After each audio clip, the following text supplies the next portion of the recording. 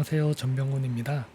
이번 세션은 제가 쿠버네티스의 컨트리뷰션을 2년가량 진행하며 겪었던 일들과 또 배울 수 있었던 점들을 공유하는 자리가 될 것 같습니다. 저는 단연간 삼성전자, 삼성 리서치에서 근무를 하였는데요.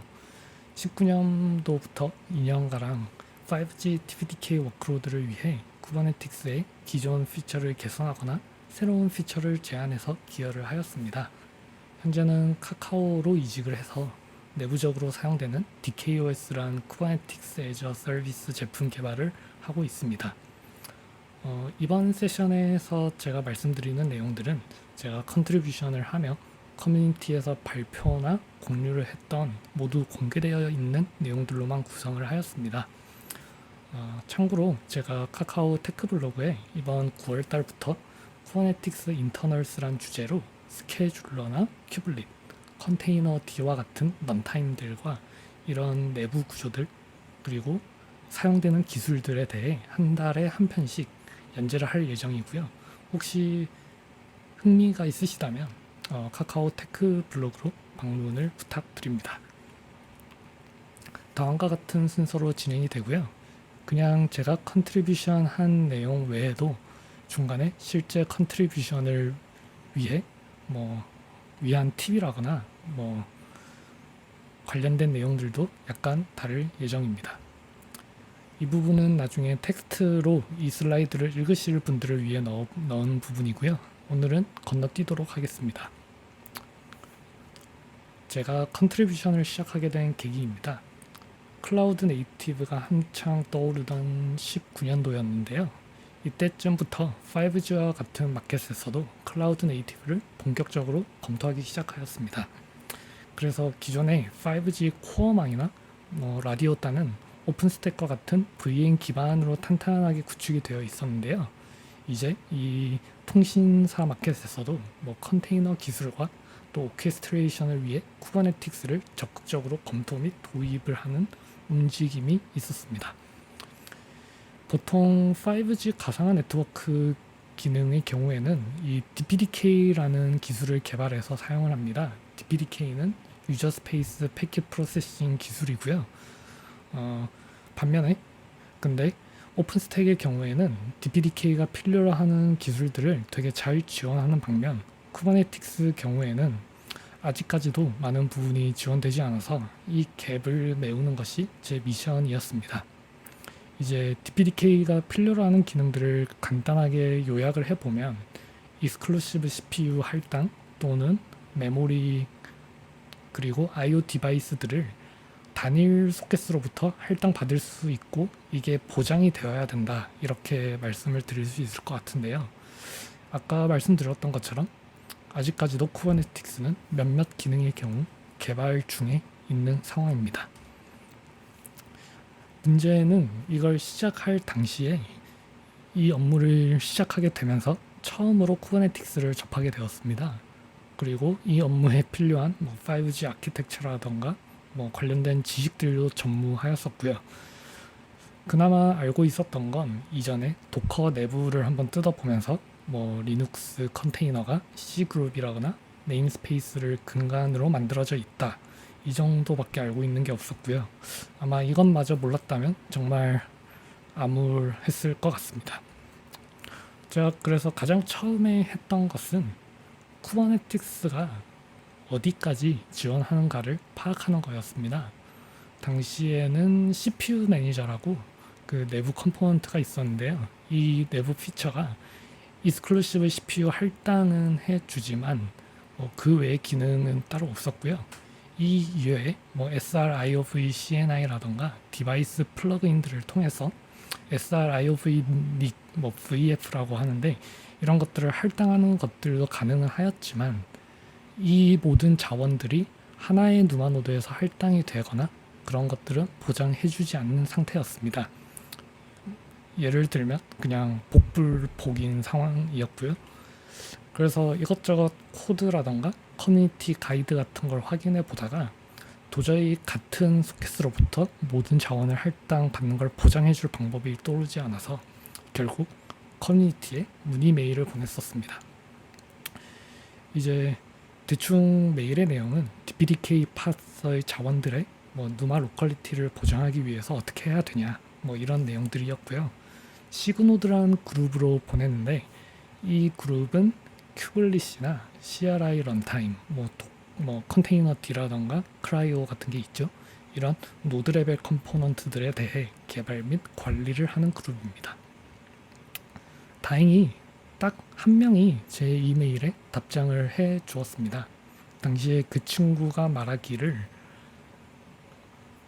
지금 너가 필요로 하는 것은 커뮤니티에서 개발이 되고 있는 상태다. 그 이름은 토폴로지 매니저고 인텔 친구들이 제안을 해서 만들고 있다. 이런 내용들을 공유받으면서 한 PR도 6개에서 8개 정도를 공유를 받았는데 거의 한 2-3개 정도만 머지가 돼 있고 나머지는 모두 다 리뷰를 받고 있거나 리뷰도 받지 못한 상태였습니다. 그래서 업스트림에서 제가 필요로 하는 기능들이 개발되고 있으니까 마냥 기다리고 있을 수는 없었고요. 이 공유받은 PR들을 분석을 하기 시작했습니다. 지금 오른쪽에 보이는 이 그림이 제가 집에 있던 칠판에 큐블릿이랑 토폴로지 매니저라는 피처를 분석했던 내용이고요. 이 컴포넌트를 제대로 이해하기 위해서 대략 한 3주 동안 큐블릿뿐만 아니라 컨테이너 D와 같은 런타임, 그리고 CRI라던가 OCI 같은 표준도 보고 또 일부 부분을 이해하기 위해서 립 컨테이너라는 라이브러리까지 뜯어서 일부 봐야 했었습니다. 이제 3주 동안 이렇게 깊게 봤던 이유는 이 토폴로지 매니저가 팟과 컨테이너를 생성하는 전반적인 과정에 두루두루 다 관여를 하기 때문이었는데요. 이제 팟 생성에 대해 이제 전반적인 프로세스를 다 숙지하고 있어야지 이 변경 사항이 어떻게 동작하는지를 이해할 수 있었습니다. 오늘은 시간 관계상 이 피처에 대해 자세하게 말씀드리지 못하지만 큐블릿 안에서 팟 생성되는 과정이 크게 팟 어드민 스테이지와 크리에이션 스테이지로 나누어져 있고요. 토폴로지 매니저는 이 두 과정에서 모두 다 동작한다고 보시면 됩니다. 다시 본론으로 돌아가서 이제 커뮤니티에서 제가 필요로 하는 기능을 보장해주는 피처가 개발 중이긴 하지만 문제는 이 토폴로지 매니저란 걸 써도 일반 메모리라던가 또는 휴지 페이지라고 DPDK가 패킷 버퍼로 사용하는 자원의 루마 로컬리티를 보장하는 기능은 없었습니다. 공식적으로 개발 문서에도 이건 아웃 오브 스코프다라고 적혀 있었고요. 게다가 제가 가진 요구사항들을 해결하려면 토폴로지 매니저 자체에도 좀 더 많은 기능이 필요로 했었습니다. 그래서 마침 업스트림에서 제가 필요한 게 개발 중에 있고 여기에 부족한 부분 몇 개만 메우면 제가 가져다 쓸 수 있겠다 판단을 했었고요. 1년 안에 프로토타이핑을 하고 또 컨트리뷰션을 하면 되겠다 이렇게 계획을 세웠었습니다. 지금 와서 생각해보면 이 앞으로 무슨 일이 일어날지 아무것도 몰랐기 때문에 이렇게 용감했었던 것 같고요. 실제로 제가 1년이라고 생각했지만 컨트리뷰션 과정은 한 2년 정도가 걸렸던 것 같네요. 이제 더 깊게 들어가기 전에 이제 컨트리뷰션 관련된 내용들을 좀 더 공유 드리자면 기본적으로 쿠버네티스 컨트리뷰션을 위해서 관련된 CLA 서약이나 각종 규정들은 이제 개발자 개인적으로 다 숙지를 하고 있어야 되고요. 여기 있는 이 페이지로 가시면 자세하게 설명이 되어 있습니다. 그리고 실제 컨트리뷰션은 먼저 제한사항이나 수정사항이 해당하는 시그를 먼저 찾는 게 좋습니다. 지금 오른쪽 표에 있는 게 여러 시그들의 리스트인데요. 저는 여기 시그 노드에서 주로 활동을 했었고 간단한 변경사항이나 버그 픽스 같은 거는 그냥 PR만 열어도 머지를 해주긴 하는데 새로운 오브젝트를 만든다거나 기존 오브젝트의 동작을 바꾼다거나 또는 이제 저처럼 새로운 피처를 만들거나 있는 걸 수정하는 경우에는 이 캡이란 걸 써야 됩니다. 이 캡은 쿠버네틱스 이넨트먼트 프로포절이라고 일종의 특정 피처나 아키텍처에 대한 설계 문서라고 생각을 하시면 됩니다. 지금 보시는 게 시그노드에서 관리하는 캡인데요. 보시는 것처럼 매우 다양한 캡들이 있습니다. 제 경우에는 컨트리뷰션을 위해서 한 3, 4개 정도의 캡들을 업데이트하거나 새로 작성을 했었고요. 뭐 그 이외에도 그냥 한번 시간이 있으시면 찾아가셔서 본다면 뭐 꽤나 재밌는 내용들이 많습니다. 제가 제일 최근에 관심 있게 보고 있는 거는 이 인플레이스 업데이트 팟 리소시스라는 캡인데요. 이거는 VPA에서 진행을 하고 있는 피처인데, 보통 버티컬 팟 오토 스케일러가 그 친구도 롤링 업데이트로 팟들을 업데이트하는데, 이제 그 팟을 재시작하지 않고 할당된 자원의 양만 리사이즈를 하도록 지원하는 피처입니다. 또 실제 컨트리뷰션을 위해서 팁을 몇 가지 드리자면, 첫 번째로는 이슈가 있어도 뭐 크리티컬하지 않거나 저희한테는 중요한 이슈인데 메인테이너에게 중요하지 않은 이슈들은 뭐 리뷰도 잘 받지 못하는 경우가 허다합니다. 그래서 업무적으로 머지를 해야 하는 PR들 같은 경우에는 뭐 해당하는 시그의 슬랙 채널에 찾아가서 리뷰 요청을 하고, 또 메인테이너를 귀찮게 하는 게 좋습니다. 이제 시그 리스트를 보시면 여기가 시그 리스트들이 있는 페이지인데요. 여기를 보시면 각 슬랙 채널들의 링크가 있고요. 이걸 통해서 쿠버네틱스의 각 시그별 슬랙 채널로 들어가실 수 있습니다. 그리고 또 한 가지는 이제 리뷰를 받다가 컨트리뷰터들 간의 의견 충돌이 있거나 메인테이너가 이 수정 사항이 왜 필요한지 이해를 하지 못하면 진도가 되게 느려지는 경우가 있습니다. 그런 경우에는 보통 위클리 미팅으로 열리는 온라인 시그 미팅에 참석을 해서 이제 문제가 되는 부분들을 풀어주셔야 하고요. 그리고 꿀팁을 하나 드리자면, 실제 컨트리뷰션을 위해서 쿠버네틱스 오거나이제이션에 가입하시는 걸 강력하게 추천드립니다. 이게 기본적으로 어느 정도의 활동과 기존 멤버 2명의 추천이 필요하긴 하지만, 가입을 하게 되면 이 PR에 OK2 테스트라는 라벨을 붙일 수 있습니다. 이 라벨이 없으면 그 CI가 돌아가지 않고요. 여기 보시는 게 지금 CI 화면인데, 누군가 권한에 있는 사람이 OK2 테스트라는 라벨을 붙여줘야지 이 CI가 돌아가게 됩니다.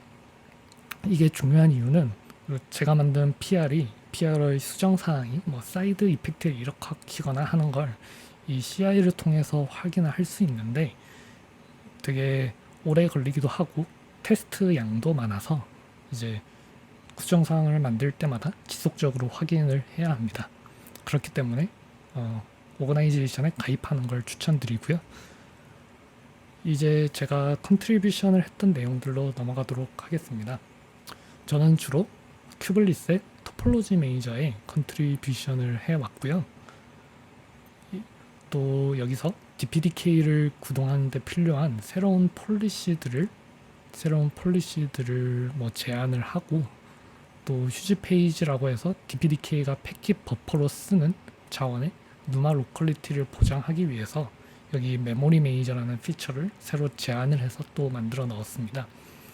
이 과정에서 기존의 휴지 페이지가 지원이 되고 있었고 기존의 피처로 존재는 했지만 개선을 해야 되는 부분이 좀 많아서 휴지 페이지 피처도 개선을 하였고, 이 과정에서 CRI 스펙을 업데이트 한다거나 이에 따라 또 CRI 런타임 등에 또 기여를 하였었고요. 또 팟 스펙 쪽도 아주 약간 업데이트를 하였었습니다. 뭐 근데 또 제가 아예 시작도 못하거나 마무리를 못했던 일들도 있고요. 먼저 인트리 스케줄러 쪽 이야기인데, 현재 이 스케줄러는 전혀 누마웨어하지 않아서 토폴로지 매니저를 쓰는 노드에게 팟을 보낼 때 약간의 이슈가 있습니다. 그래서 이걸 개선하기 위해 레드햇 쪽 컨트리뷰터들과 함께 스케줄러 개선 사항을 설계하고 또 약간 프로토타이핑 해보는 걸 진행을 했었고요. 현재는 레드엣이랑 개별 컨트리뷰터들이 진행을 하고 있습니다. 또 큐블리스의 CPU 매니저 쪽에도 크게 두 가지 정도를 진행하려고 했었는데 이것들은 제가 커뮤니티에서 슬랙 채널에서 우리들이 이런 것도 해놔야 된다 이렇게 말만 하고 실제로 진행은 못하였던 부분이고요. 근데 이 중에서도 또 실제 DPDK 워크로드에게 중요한 부분은 지금 레드의 친구들이 또 알아서 잘 하고 있어서 기다리면 될 것 같습니다. 이제 본격적으로 컨트리뷰션을 하며 어려웠던 점들입니다. 먼저 간단하게 프로토타이핑을 하는데는 제가 한 2달이나 크게 3달 정도 걸렸던 것 같아요. 근데 실제 이것들을 컨트리뷰션 하는 거는 2년이 걸렸습니다. 이게 이 캡이란 걸 쓰고 뭐 새로 쓰거나 있던 캡을 업데이트하고 이거에 대해 메인테이너로부터 어프로벌을 받는 게 제일 힘들었습니다. 왜냐하면 메인테이너들은 기본적으로 되게 바빠요. 그래서 근데 대규모 변경 사안일수록 더 많은 리뷰가 필요하고 메인테이너로부터 피드백을 받아서 적용을 해야 되는데 메인테이너들이 바쁘기 때문에 많은 리뷰를 받을 수는 없었습니다. 이걸 해결하기 위한 방법은 결국 위클리 미팅에 나가서 이런 걸 우리가 왜 제안을 하고 왜 필요로 하고 왜 쿠bernetes 자체를 업데이트해야 되는지 이런 이유들을 설명해야 되는데 이 위클리 미팅의 시간이 한국 시간으로 새벽 3시였습니다. 게다가 또 영어로 발표를 해야 하고 피드백도 영어고 또 막상 메인테이너들끼리도 자기들 의견이 서로 달라서 서로 논쟁을 하는데 이게 다 영어로 이루어져요. 근데 그 영어가 정말 자비 없이 빠르고 자기들이 실생활에서 쓰는 영어 표현을 그대로 쓰기 때문에 좀 알아듣기가 힘듭니다. 영어에 익숙하지 않다면. 그래서 결국 저 같은 경우에는 모든 회의를 녹화를 하고 회의가 끝나면 유튜브에 올리고 유튜브에 올려놓으면 한 1시간 반에서 2시간 정도만 자막이 생성이 돼요. 그러면 또 그 자막을 보면서 열심히 피드백을 정리하고 그렇게 진행을 했었습니다. 근데 이렇게 해도 메인테이너가 빨리 리뷰를 해주거나 뭐 피드백을 빨리 주지 않는 경우가 많아요.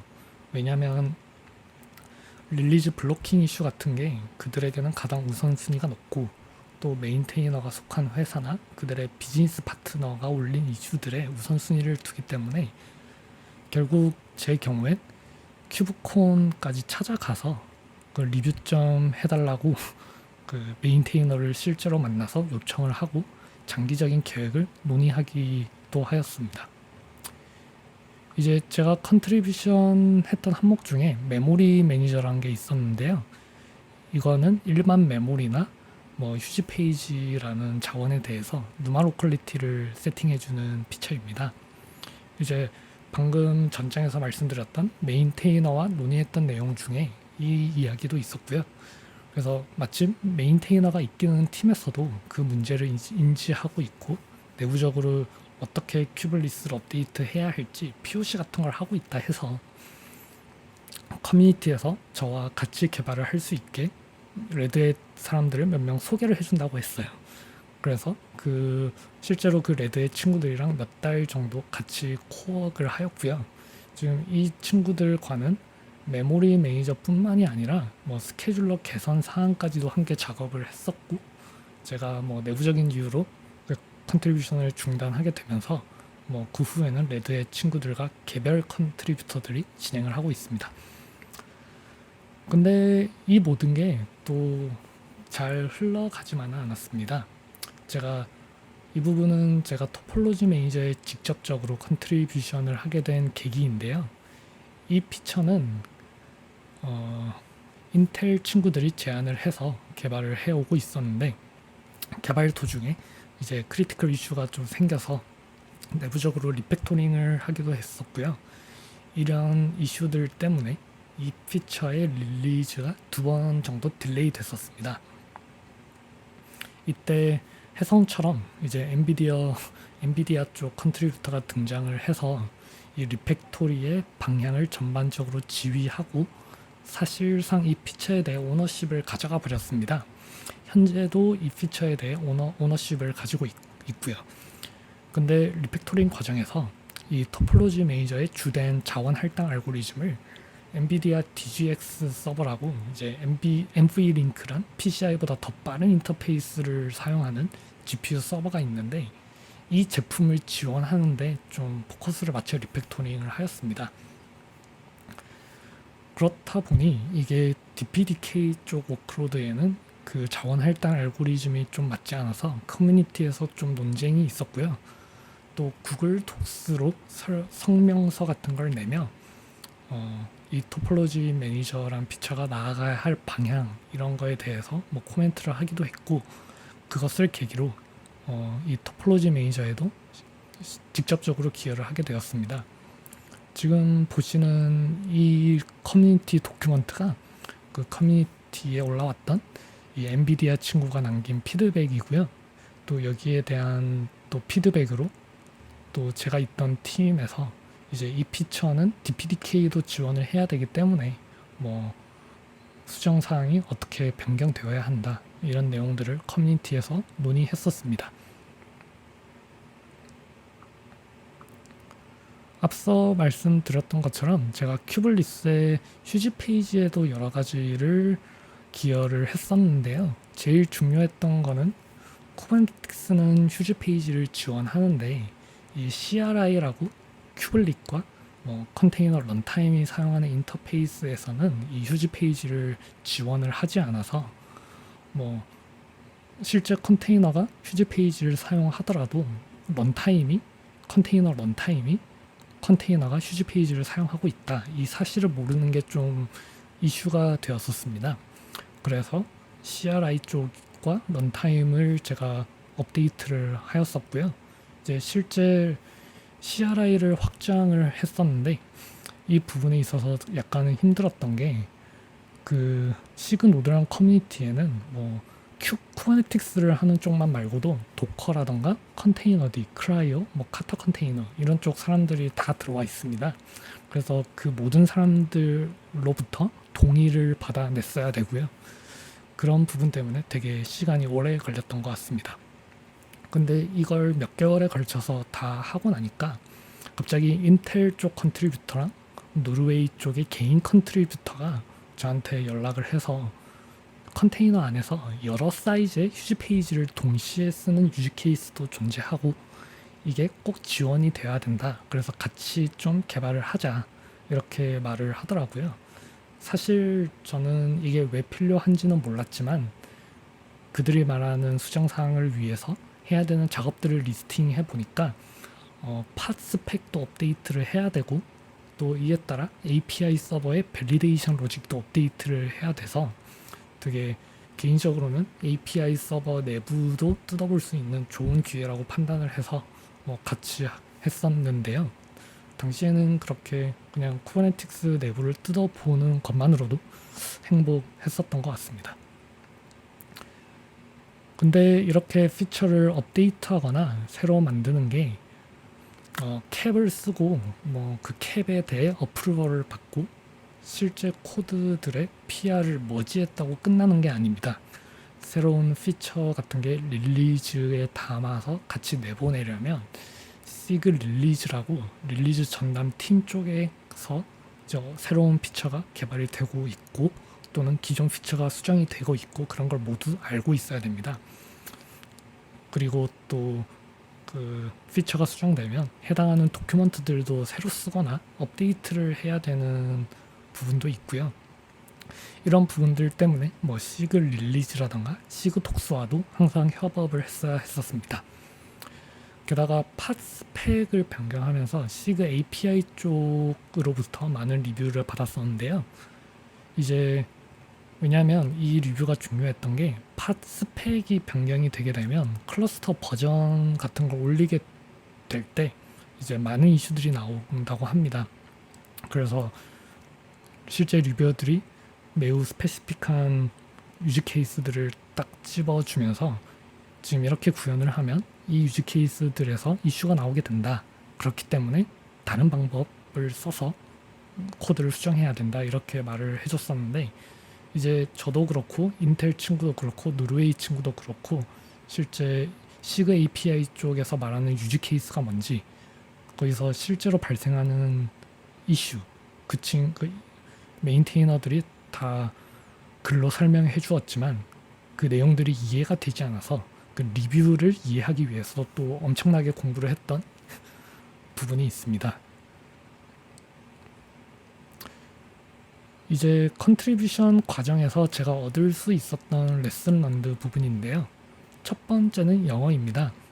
이미 말씀드렸었지만 영어가 안 된다면 이런 대규모 컨트리뷰션 과정에서 매우 힘들어집니다. 왜냐하면 모든 게 영어로 진행이 되기 때문이고요.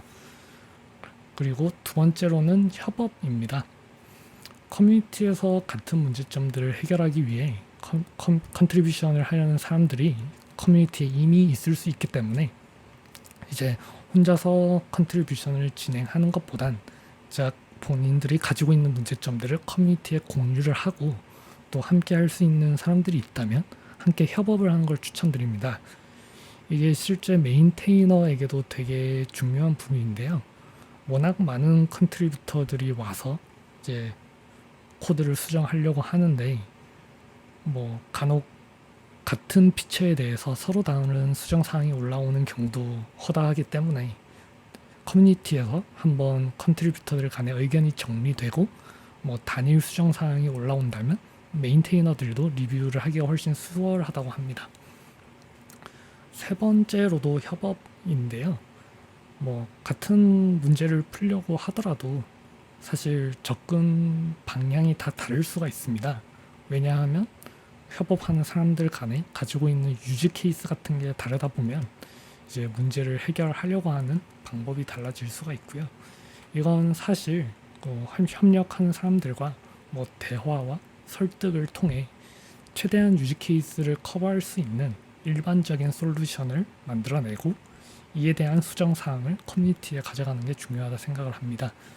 이 부분도 이제 저희들이 가지고 있는 문제점들을 커뮤니티에 공유를 해야 되는 중요한 이유 중에 하나입니다.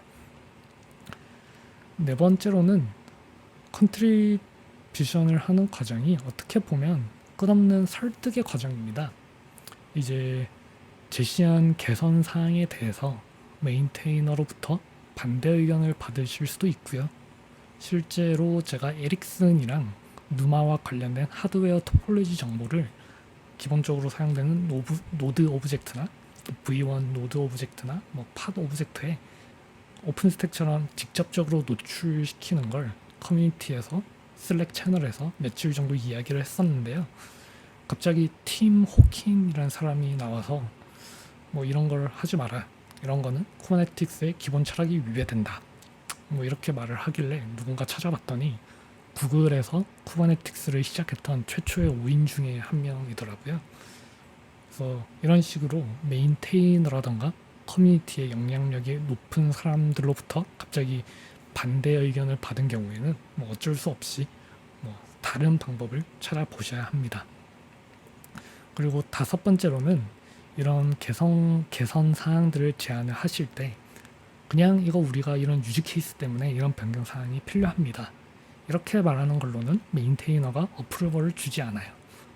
뭐 예를 들면 쿠버네티스를 변경하지 않고 뭐 오퍼레이터 같은 외부의 솔루션을 써서 해결할 방법은 없는지, 만약 있다면 그런 방법을 썼을 때 뭐 프로스와 콘스는 무엇인지, 또는 지원해야 하는 유지 케이스 중에 지원이 안 되는 유지 케이스가 뭔지, 최종적으로 왜 쿠버네티스 자체의 수정 사항을 발생시켜야 하는지, 이런 메인테이너가 납득 가능한 이유를 설명을 해주지 않으면 메인테이너는 어프로벌을 주지 않습니다.